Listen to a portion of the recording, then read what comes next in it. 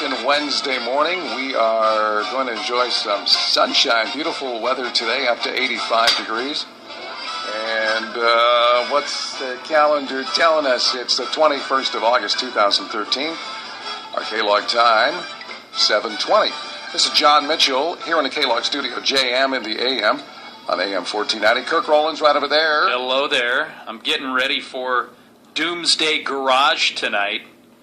Getting fired up for it. It's going to be CMT tonight, right? Yeah, it's going to be the premiere of the show on channel 61 at 9:30. That's the Comcast deal, and of course there's Dish and DirecTV and all that. But hey, we've got the guys. Yes, we do. We've got the main guys behind all this. Jeff and Zach Aylesworth is with us, and fellas, first of all, I'll ask you, as I'm about ready to crush myself with my microphone stand here. But Jeff, I'll start with you, and that is, I know this was filmed in May, but it's been kind of a long time for you guys to wait to see what the finished product on the show is. Yeah, it has been. I mean, we did start this thing in May, and here we are, nearly 6 months later, and we're excited. It's been a long ways, and there's been a whole lot of waiting, and the truth is, we don't know what we're going to see tonight. Nobody's gifted us with a preview of this thing, so I mean, we're as curious as everybody else is. Yeah, I guess in reality television, you always worry how the editing is going to make people look. I'm hoping for the best. This show isn't necessarily kind of like the Doomsday Prepper type of mentality. This is more centered around a build show. Not like a typical build show, but certainly, what we consider the heart of this thing. All right. Well, I know the Daily News had a big story on you guys last weekend and showed some of the stuff. And first of all, Zach, how fun is it to work on rigs like this, where you're getting to put heavy metal around vehicles and putting special touches? Well, I guess it's just pretty much every little boy's dream. I just kind of happen to fall into it and make it a reality. It's what we do every day is we build vehicles. It's just we're kind of taking it up a notch, and we're doing some more extreme kind of stuff now, and it's I don't know, it's a lot of fun, I think. Now we get to play with guns. How cool is that? Yeah, come on. Tell us about your customers. What kind of people are they that are looking for your products? A lot more pedestrian than you would imagine. These are normal people. These are people with their typical 9-to-5 jobs that live in suburban stuff. These are financial folk. It's not the mentality that a lot of people are prepped for. Right. For, not to throw that word in there, but. These are just normal folk that happen to be, for one reason or another, kind of knee-deep in government or economy or something like that, and they have an idea of what they see as a possible circumstance. It's not paranoia. Yeah. It's just preparedness is all it really, truly is. Yeah. Have you guys sold anything overseas, like to Saudi Arabia or anything? Not at this point. Like I'm going to be straight up with that one. No, we haven't shipped anything anywhere. Most of the stuff that we build is in conjunction with the customers. Yeah. A lot of these things, these people, the one that you're going to see in tonight's television show, these guys are from Arizona. So that's, it's Western for the most part. We're not shipping stuff to other parts of the world. I'm not going to say that won't happen. Yeah. But for the most part, these are people that we get to interact with personally.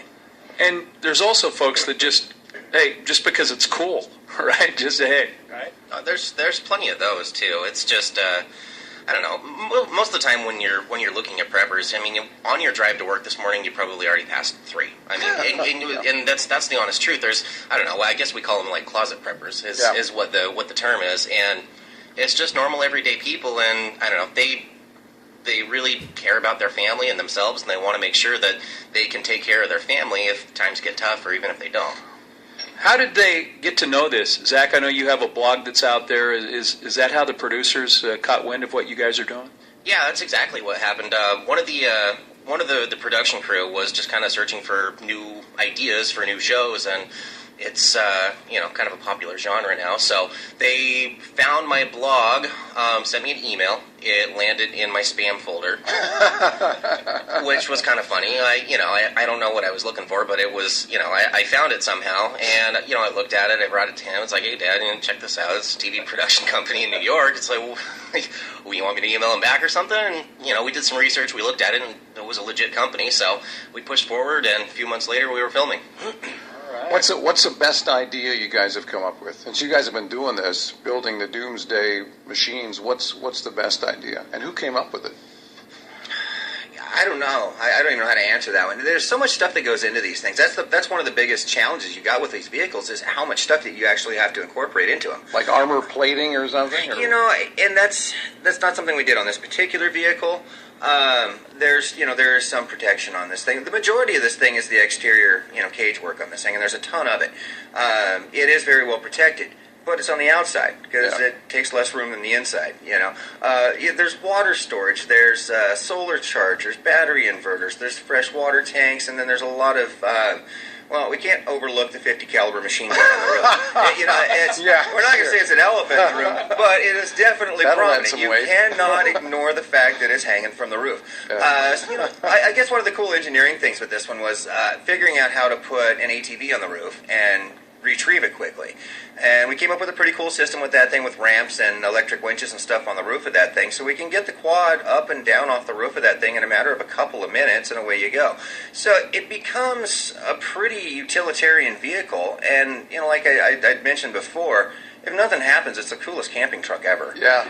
What about gas mileage, Jeff? I've been asked about that. Yeah. First off, we're starting with a Suburban, which aren't really known for being the most economical. Right. But they're definitely big, and they're powerful, and they're spacious. Yeah. And that really is the big thing. And we did lose a few miles to the gallon, but it still gets probably 10, 12-ish. Leave it to you, Mitchell, to ask about gas mileage on one of these things. It's not Prius, man. It's never going to be. What does it weigh? When you're done, what does it weigh? How much? This particular one probably all in somewhere around 8,500 pounds. Wow. It really wasn't that big of a deal. We did probably add somewhere in the 1,000-pound range worth of gear to it, but we did our very best to keep it as light as possible. Yeah. Anybody from the government come and say, we need some special vehicles for agencies? No. If there was, we wouldn't be able to tell you. Yeah, that's true. And there you go. So you can't tell us. Yeah. I think the only thing that might be of interest is why is there a machine gun on the roof of somebody's car? Which we could explain. It's perfectly legal. I know that seems ridiculous, but yes, you can have one. Anybody can.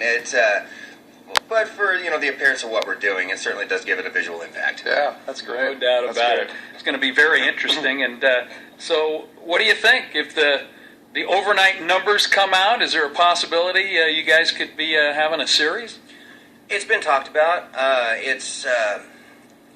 It's definitely an optimistic thought at this point. Our producer, who's done a lot of these shows, his name's Jay Morgan.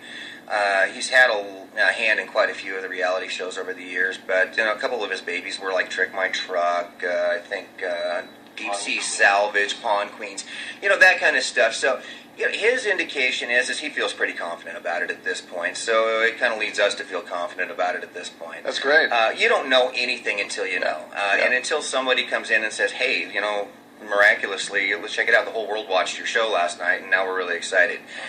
The problem is that begins to scramble. We did this last time. It's like, we talk about it, and there's a lot of preparation, and then all of a sudden, one day, your store vans come in, and they're full of people and cameras and equipment and lighting and sound stuff, and then you're invaded. And kind of gets in the way. Yeah. How we managed to do this with that many people in one building for 10 consecutive days, it was surprisingly smooth. It really was. These guys are, I will say this as far as the production crew goes, absolute pros. Wonderful people, wonderful work ethic. They'll work 20 hours a day if that's what it takes to get this thing done. They never die, absolute never die attitude with it. So if we do that again, at least I have a little bit of inspiration that these guys want to be here and want to do it as well. It's coming. That's great. Monticello Hotel is going to have their day in the fall, and you guys will have your first national TV deal tonight. It's kind of weird for Longview. Yeah, what's going on? Although it doesn't surprise me. Oh, there you go. There's the optimistic outlook. We talked about this before, actually, and people are surprised. It seems to be a whole lot of recognition all of a sudden, but like I mentioned, it's maybe Longview specifically, but think of all of the motion pictures that you've seen filmed around here. That's true. Years ago, I had a hand. We were using Phil Lovingfloss's cars for it, believe it or not.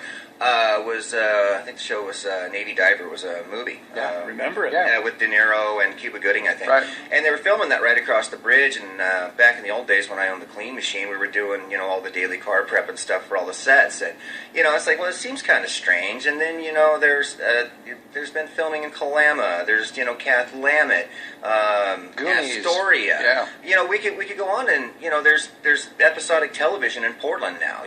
Grimm. That kind of thing.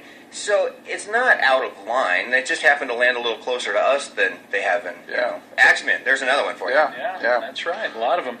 BugOutTruck.com. I see you guys wearing your gear here today, so that's one place you can get a lot of information on what you guys are doing. And, of course, the toy store down there in Industrial Way. And, hey, congratulations, man. We'll see where this takes you. Guys, thank you. I appreciate you having us. And, we're excited about it. We really are. Of course, we want to see what things look like tomorrow. Yeah. But all the indications look pretty good on this thing. So, Great. I mean, we may end up doing a lot more of them. Good. Outstanding. All right, Jeff, Zach, thank you very much. Appreciate it. Hey, we'll be watching tonight, 9:30 tonight, as Doomsday Garage is on Country Music Television. Right on. Thanks. Thank you, guys. All right.